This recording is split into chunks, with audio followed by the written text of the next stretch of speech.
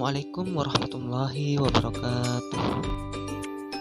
Perkenalkan, nama saya Ahmad Abdul Hairte dengan NIM 20700121038 kelas pendidikan matematika B.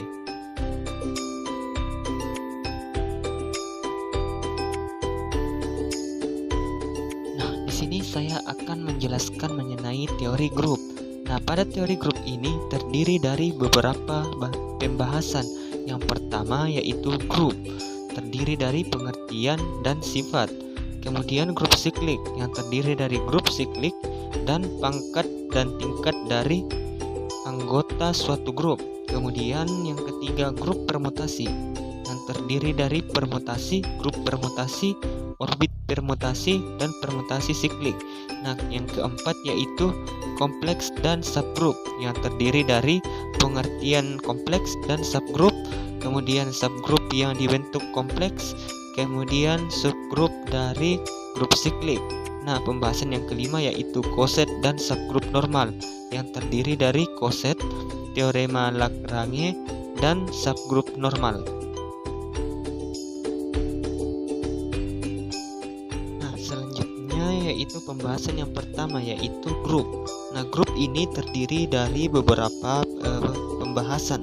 Nah, yang pertama yaitu pengertian grup sendiri, kemudian sifat-sifat grup. Nah, pengertian grup ini terdiri dari beberapa definisi. Definisi yang pertama yaitu definisi 2.1, kemudian definisi 2.2, dan yang ketiga definisi 2.3. Nah, sifat-sifat grup. Nah, sifat-sifat grup ini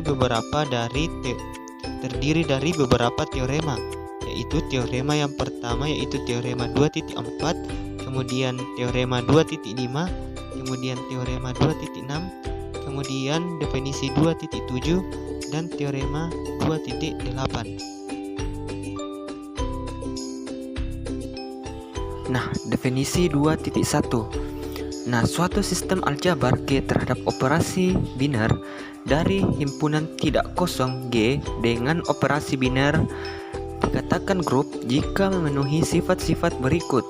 Yang pertama, untuk setiap A, B, C elemen G berlaku A operasi biner dalam kurung B operasi biner C sama dengan dalam kurung A operasi biner B operasi biner C atau memenuhi sifat asosiatif. Nah, yang kedua yaitu ada E elemen G sehingga untuk setiap A elemen G berlaku A operasi biner E sama dengan E operasi biner A sama dengan A atau adanya unsur identitas di G. Kemudian yang ketiga, untuk setiap A elemen G ada inverse A elemen G sehingga A operasi biner inverse A sama dengan A inverse operasi biner A sama dengan unsur identitas atau E. Nah, atau memenuhi adanya unsur identitas unsur inverse setiap anggota di G. Nah, dari definisi tersebut dapat dikatakan bahwa suatu himpunan tidak kosong G dengan operasi biner ditulis G terhadap operasi biner merupakan grup jika memenuhi sifat tertutup, asosiatif, mempunyai unsur identitas di G, dan setiap anggota di G mempunyai inverse di G.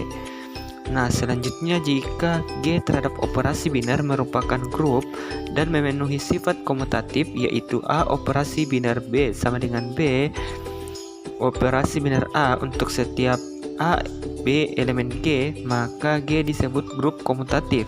Dan jika tidak memenuhi sifat komutatif, maka G disebut grup tidak komutatif. Nah, selanjutnya yaitu definisi 2.2. Nah, misalkan G himpunan tak kosong dengan operasi biner didefinisikan pada G, maka G terhadap operasi biner disebut grupoid. Nah, yang kedua, suatu grupoid G terhadap operasi biner yang memenuhi sifat asosiatif disebut semigrup. Dan yang ketiga, suatu semigrup G terhadap operasi biner yang mempunyai unsur identitas disebut monoid. Nah, definisi tersebut dapat digunakan untuk mendefinisikan grup, yaitu jika G pada operasi biner suatu monoid dan setiap anggota G mempunyai inverse di G, maka G terhadap operasi biner merupakan grup. Nah, definisi 2.3. Nah, misalkan G terhadap operasi biner adalah grup maka A. Jika banyaknya anggota G terhingga atau finite, maka G terhadap operasi binar disebut hukum terhingga. Yang kedua yaitu jika banyaknya anggota G tak terhingga atau infinite, maka G terhadap operasi binar disebut grup tak hingga. Nah, selanjutnya yaitu sifat-sifat grup. Nah, dari sifat-sifat grup ini terdiri beberapa teorema dan definisi. Nah, teorema yang pertama yaitu teorema 2.4 atau ketunggalan unsur identitas. Nah, unsur identitas suatu grup adalah tunggal. Nah, kemudian teorema 2.5 atau ketunggalan unsur inverse mengatakan bahwa setiap anggota suatu grup mempunyai inverse tunggal. Nah, kemudian teorema 2.6. Nah, inverse dari inverse suatu anggota dalam grup adalah anggota itu sendiri. Kemudian definisi 2.7. Nah, suatu grupoid G dan X, Y elemen G dikatakan memenuhi hukum pencoretan kiri jika AX sama dengan AY mengakibatkan X sama dengan Y, dan dikatakan memenuhi hukum pencoretan kanan jika AX sama dengan YA mengakibatkan X sama dengan Y. Nah, kemudian teorema 2.8 mengatakan bahwa setiap grup memenuhi hukum pencoretan. Nah, selanjutnya yaitu grup siklik. Nah, pada grup siklik ini kita akan membahas tentang pangkat dan tingkat dari anggota suatu grup dan grup siklik itu sendiri. Ini sih, yang pertama definisi 3.1. Nah, atau definisi pangkat. Nah, mengatakan bahwa misalkan G grup dan A elemen G didefinisikan A pangkat 1 sama dengan A pangkat N ditambah 1 sama dengan A pangkat NA untuk N elemen bilangan asli. Nah, definisi 3.4 atau order dari anggota grup.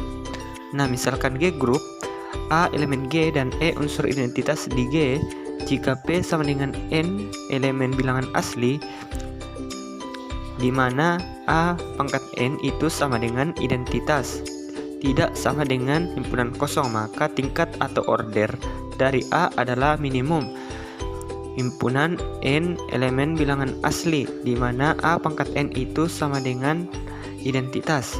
Nah, kemudian definisi 3.5. Nah, suatu grup G disebut periodik atau berkala atau torsion group jika setiap A elemen G T A tidak sama dengan tak terhingga. Nah, apriodik atau Tarsison free group jika untuk setiap A elemen G A tidak sama dengan identitas dan TA sama dengan tak terhingga.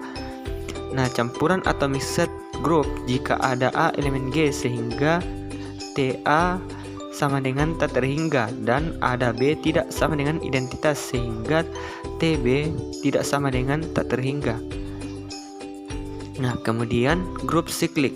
Nah, suatu grup G dikatakan grup siklik jika ada A elemen G sehingga anggota dari G dapat dibentuk oleh A.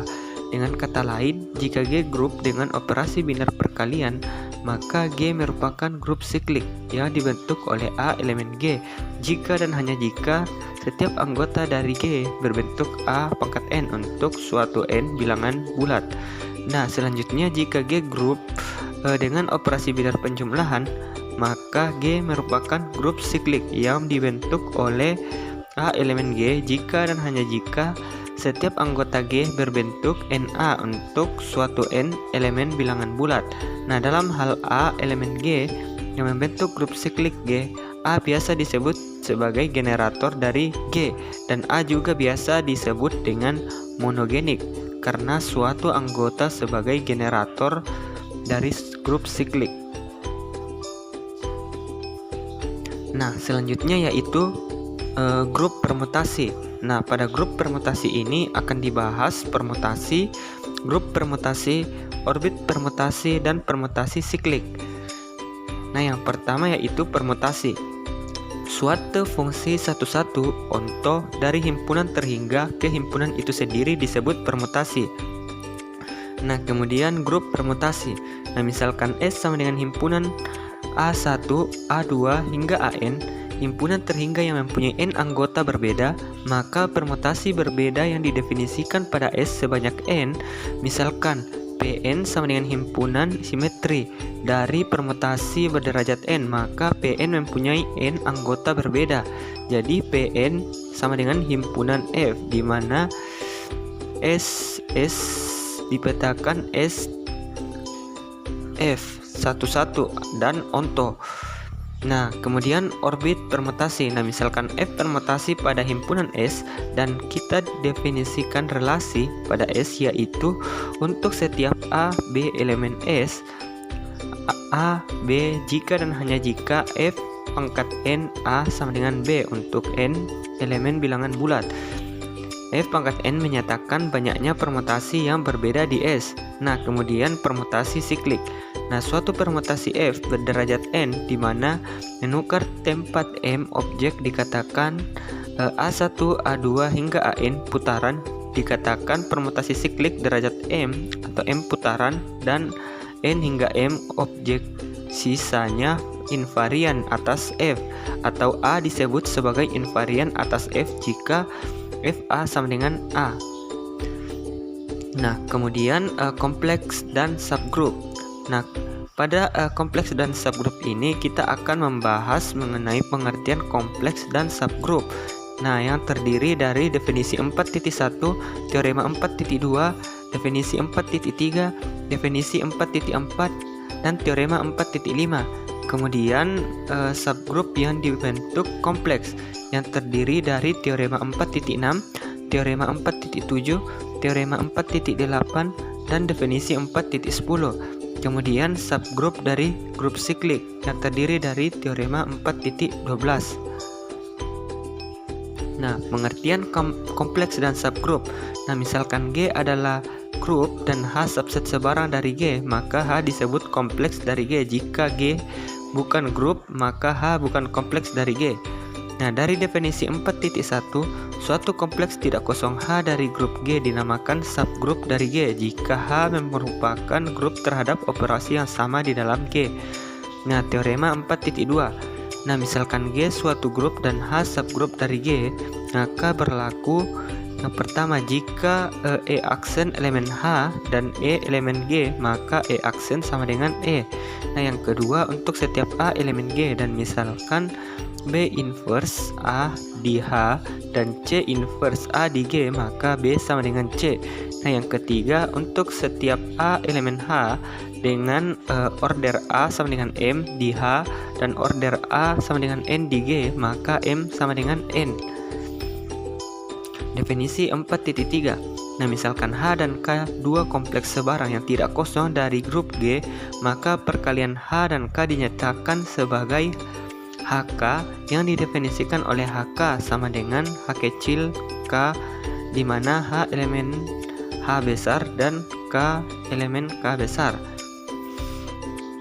Nah, definisi 4.4. Nah, misalkan H subgrup dari grup G, maka inverse dari H ditulis H inverse didefinisikan oleh H inverse sama dengan H inverse, di mana H ini merupakan elemen dari H.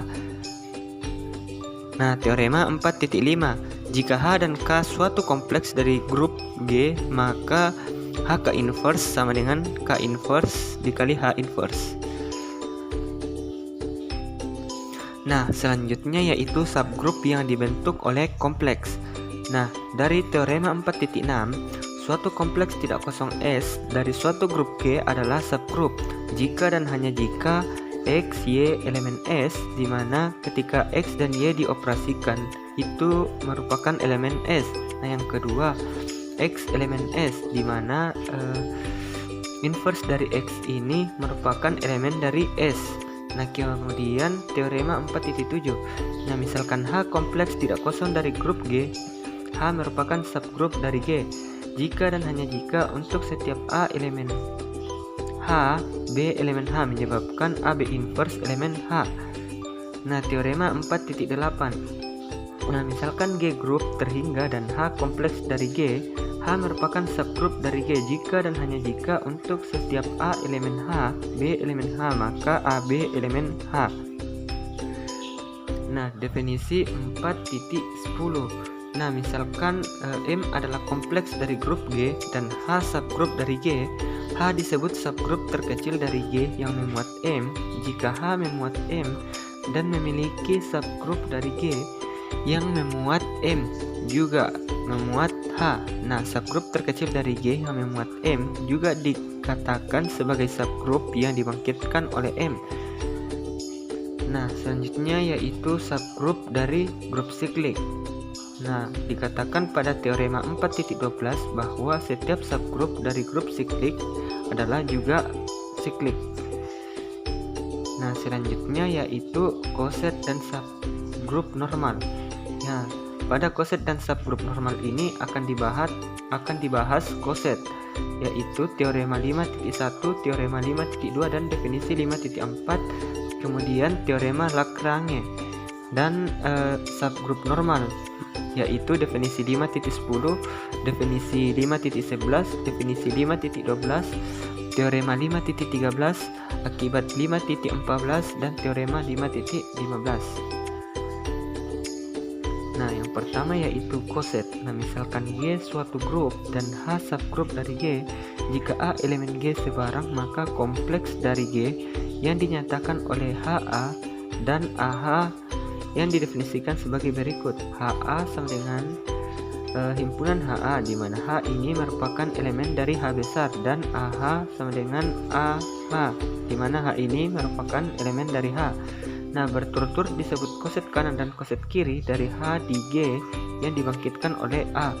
Nah, berkaitan dengan pengertian di atas, kita dapat mengungkapkan bahwa jika G terhadap operasi binar merupakan grup dan H subgrup dari G, misalkan A elemen G sebarang, maka koset kanan H ditulis H operasi binar A sama dengan H operasi binar A, di mana H ini merupakan elemen dari H besar, dan koset kiri H ditulis A operasi binar H besar sama dengan A operasi binar H kecil, di mana H kecil ini merupakan elemen dari H besar. Nah, selanjutnya yaitu teorema 5.1. Nah, jika H anggota sebarang dari H dan H merupakan N subgrup dari grup G, maka H besar H kecil sama dengan H dan H kecil H besar sama dengan H. Nah, selanjutnya teorema 5.2. Nah, misalkan H subgrup sebarang dari grup G dan A, B anggota sebarang dari G, maka yang pertama H besar A kecil sama dengan H besar B jika dan hanya jika AB inverse ini merupakan elemen dari H besar.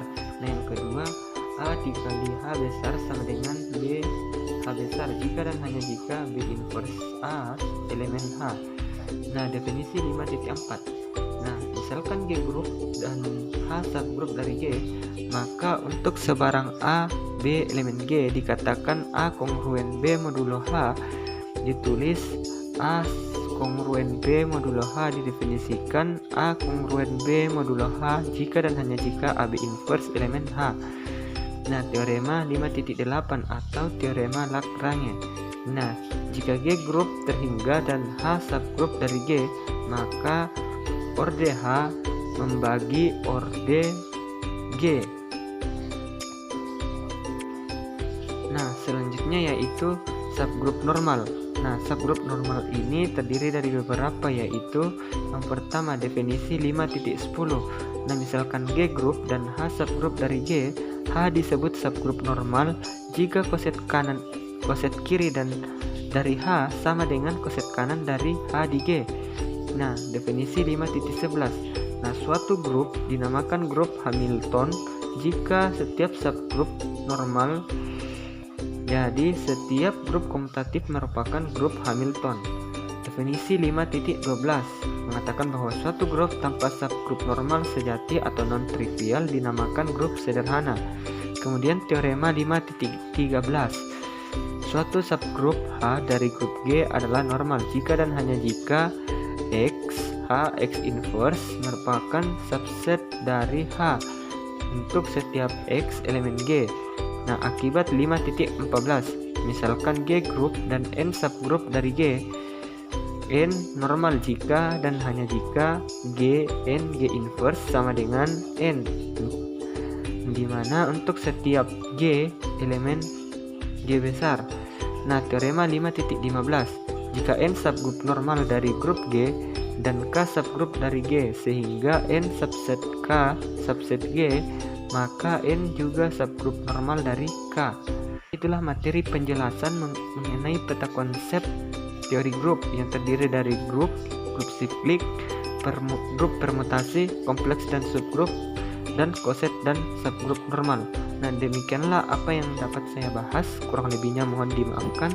Wassalamualaikum warahmatullahi wabarakatuh.